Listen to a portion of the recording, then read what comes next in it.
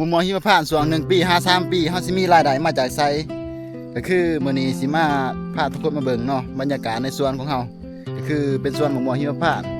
ถึงว่าปลูกมาได้3 ปีแล้วเนาะ3 ปีสิเข้า4 ปีแล้วตอนนี้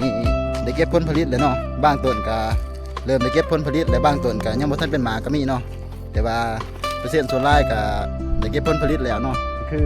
ในช่วงที่ว่าเฮาปลูกต้นมะม่วงหิมพานต์ปีทำอิฐ5 ปี53 ปีเนาะทุกคนเนาะก็คือ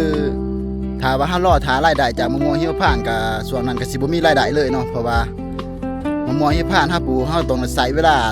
3 ปีหรือว่า4 ปีจังสิได้เก็บผลผลิตเนาะแต่ว่าเฮาบ่อยากรอถามเขา3-50 ปีเนาะก็คือเฮาสิเฮ็ดแนวใดเพื่อว่าใ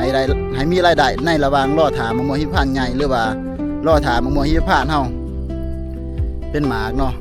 ในระหว่างที่รอถามะม่วงหิมพานต์ใหญ่เนาะก็คือรอถาเก็บผลผลิตจากมะม่วงหิมพานต์เฮาสิเฮ็ดแนวใดเพื่อว่า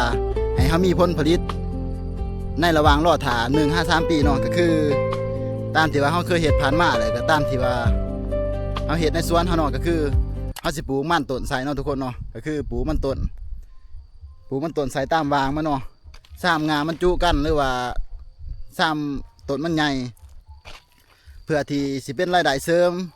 และก็บ่ให้เป็นการสูญเสียพื้นที่วางเปล่าเนาะในวางมันนี่มันมันใหญ่เนาะระยะห่างมันก็คือเฮาปลูกนี่ก็10 คูณ 10เนาะทุกคนเฮาก็สิไถแล้วก็ปลูกมันต้นใส่เนาะในขณะที่ว่ารอถา3 ต้นมันใหญ่ก็คือในส่วนที่ว่าเฮารอถาต้นมันใหญ่เนาะเฮาก็สิมีรายได้จากการขายมันต้นหรือว่าการเฮ็ดสวนมันต้นเนาะและในกรณีแนวนี้เนาะถ้าว่าเฮาปลูกมันต้นใส่ในวางมันหรือว่าปลูกมันต้นใส่ตามแถวมะม่วงหิมพานต์เนาะมันสิบ่เฮ็ดให้ดินเสื่อมบ่หรือว่าให้เฮ็ดให้ดินขาดสารอาหารบ่ตัวนี้เฮาก็ต้องเข้าใจเนาะแล้วก็ยอมรับให้มันได้เนาะคือแน่นอนแล้วมันต้องสูญเสียสารอาหารในดินไปเนาะบางส่วนหรือว่าหลายเติมนั่นแหละแต่ว่าเพื่อเป็นการบ่ให้สูญเสียรายได้แล้วก็บ่ให้เป็นการโจงดินไว้ให้วางเปล่าเนาะเฮาก็เลยว่าปลูกมันใส่และถ้าว่าต้นมะม่วงหิมพานต์เฮาใหญ่เนาะเฮาคอยมาบำรุงดินน้ำรังก็ได้หรือว่ามาใส่ปุ๋ยใส่ฝุ่นตามน้ำรังก็ได้เนาะเฮาใส่บริเวณเงาต้นมันเนาะใส่บริเวณต้นมันแล้วก็ใส่บริเวณเงามันก็คือในการไถของเฮาเนาะเฮาสิไถจงวางไว้เนาะก็คือจงวางไว้ประมาณ2 เมตรหรือว่า3 เมตรในวางแถวในต้นมะม่วงหิมพานต์เนาะแล้วเฮาก็สิใส่ปุ๋ยตามวางนี้ถ้าว่าเฮามีงบใส่ปุ๋ยหรือว่าใส่ฝุ่นขอกเนาะถ้าว่าเฮาสิรอถาผลผลิตจากมะม่วงหิมพานต์อย่างเดียวมันก็ใช้เวลา3 ปี5-4 ปีเนาะเฮาก็ต้องใส่พื้นที่เฮาให้มันคุ้มค่าที่สุดทุกคนเฮาก็ต้องใส่พื้นที่เฮาให้มันคุ้มค่าที่สุดก็คือปีนี้เฮาปลูกมันใส่เนาะปีกายก็ปลูกมันใส่คือกันแต่ว่านี่ก็สิเป็นปีสุดท้ายเนาะที่ว่าเฮาสิปลูกมันใส่เพราะว่าตอนนี้มะม่วงหิมพานต์เฮาก็มันเริ่มใหญ่แล้วก็งามันเริ่มใกล้สิจุกันแล้วเนาะเพราะว่าเฮาก็บ่อยากไถดินแล้วก็บ่อยากให้มันถึกหางมันถ้าไถดินหลายมันก็สิถึกหางมันเฮ็ดให้หางมันขาดได้เนาะแต่ว่าปีหน้าเฮาก็อาจจะบ่ปลูกเนาะ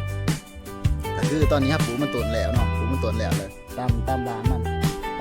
ามดอกมันแต่ก็บ่ฮู้ว่าส่วนของแต่ละคนที่ว่าปลูกมะม่วงหิมพานต์นี่ทุกคนสิจัดการหรือว่าบริหารแนวใดเนาะตัวนี้เฮาก็บ่ฮู้แต่สำหรับส่วนเฮาก็คือในระหว่างปีถึง25 ปีที่3นี่เฮาสิปลูกมันต้นใส่เนาะและสำหรับส่วนเฮาเนาะก็คือเฮาปลูกมันต้นใส่แล้วก็เพื่อให้มีรายได้จากมันต้นเนาะปีนึงก็พอได้ใช้ก็คุ้มค่าอยู่เนาะสำหรับการปลูกมันต้นแต่ว่าหลังจากที่ปลูกมันต้นผ่านไปฮอด3 ปีเนาะมะม่วงหิมพานต์เฮาได้เก็บผลผลิตแล้วเฮาก็สิเซาปลูกมันต้นเนาะเซาปลูกมันต้นแล้วก็บริบัติมะม่วงหิมพานต์และในส่วนที่ว่าเฮาบ่ได้ปลูกมันต้นหรือว่าบ่อนที่ต้นมะม่วงหิมพานต์ใหญ่เนาะเฮาก็สิเอางัวมาลามแล้วก็เอางัวมาเลี้ยงไว้เนาะสำหรับแนวพันธุ์มะม่วงที่ว่าเฮาปลูกอยู่สวนนี่เนาะก็สิมี2 แนวพันธุ์ก็คือแนวพันธุ์เวียดเนาะ M23 แล้วก็พันธุ์ไทยเนาะศรีสะเกษพันธุ์ศรีสะเกษ60-1เนาะสำหรับสวนเฮาแล้วก็สิผสมผสานแน่นี่เลยก็คือปลูกมันต้นใส่ในระหว่างแถวของมะม่วงหิมพานต์เนาะ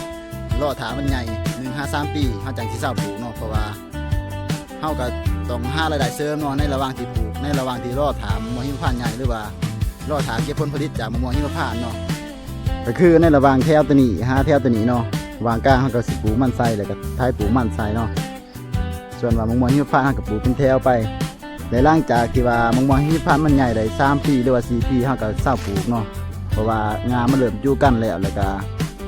มันขยายไปไกลแล้วเนาะเขาก็สิได้เศร้าไทยแล้วก็เศร้าปลูกมันแล้วก็มาบรบัดเอามะม่วงหิมพานต์อย่างเดียวเนาะก็คือเศร้าปลูกมัน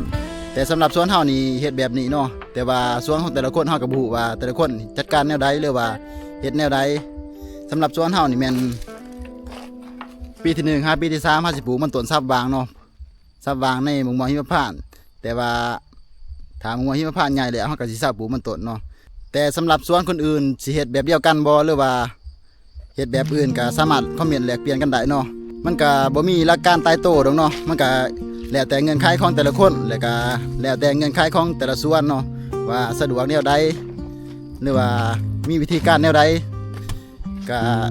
สามารถคอมเมนต์แลกเปลี่ยนกันได้เนาะแต่ว่าทางสวนเฮานี่ก็คือเฮาสิปลูกมันต้นไทรตามวางตามแถวมันเนาะเพื่อว่าให้มีรายได้เสริมจากมันต้นในขณะที่ว่ารอถามะม่วงหิมพานต์ใหญ่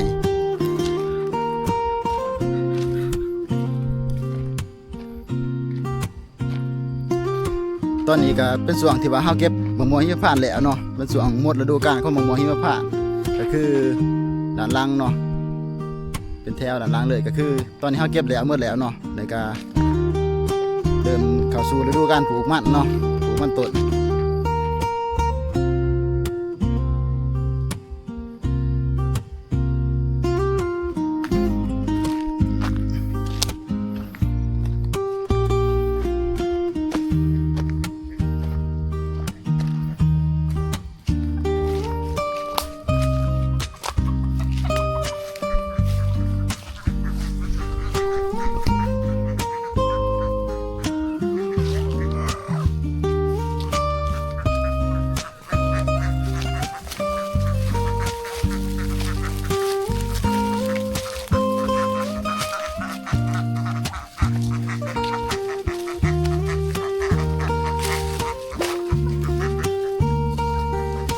จักเบียด